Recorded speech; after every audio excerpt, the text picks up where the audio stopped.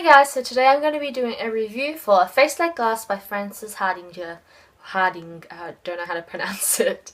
So basically A Face Like Glass revolves around a girl by the name of Neverfell, and she finds herself in this world called Carvana, and it is the underground world. So we live in the overground and they live underground, where they specialize in a lot of very magical sort of foods and products, and it helps to improve a lot of your senses or your memories, yada yada yada. It's probably a lot more detail in there, but one of the things that I specialize in is face expressions. So you've got face carvers or face smiths, that's what they're called, and they can teach you sort of expressions. So when you're a baby, you're born with a blank slate and you don't know anything until you start to learn these expressions based on the rank of your class.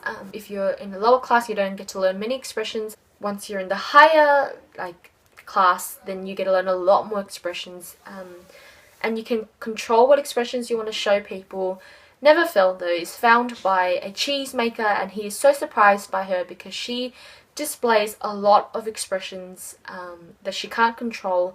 Everything that she feels is displayed on her face, and that's why they call her face a face like glass.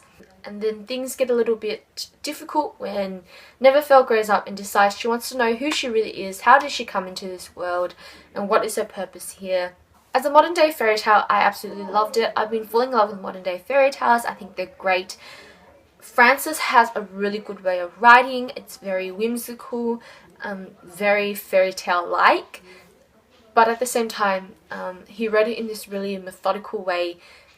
And I don't know if I interpreted this wrongly or not, but he starts off really slow. The story sort of progresses in a really slow manner, but I think it really reflects how Neverfell is processing her thoughts, how she's catching up with things because she starts off not knowing anything and her mind is sort of really naive.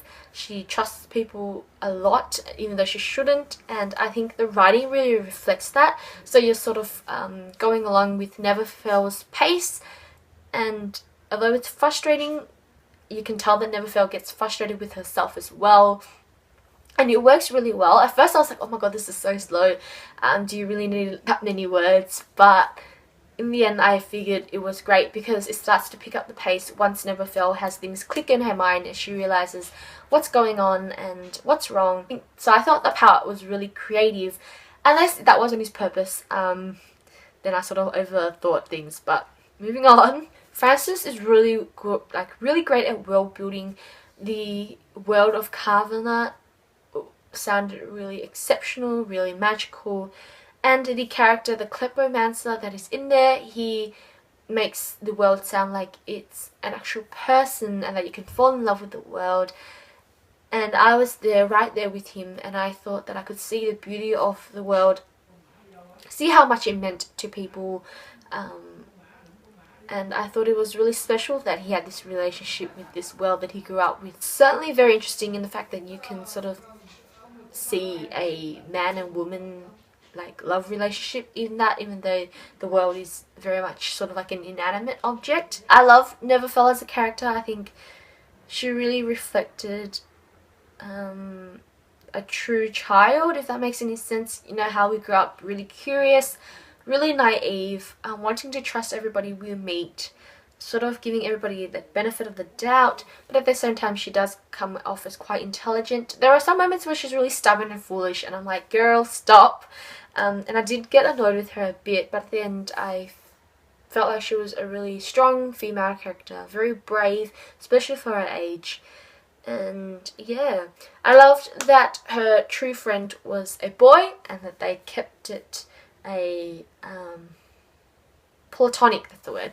They kept it as a platonic relationship because at the end of the day, the story is basically a story is about Neverfell and her history, what she's how did she get into Carvana, but there is a lot more to do with social justice, human rights, that is sort of buried underneath all the fairy tale likeness.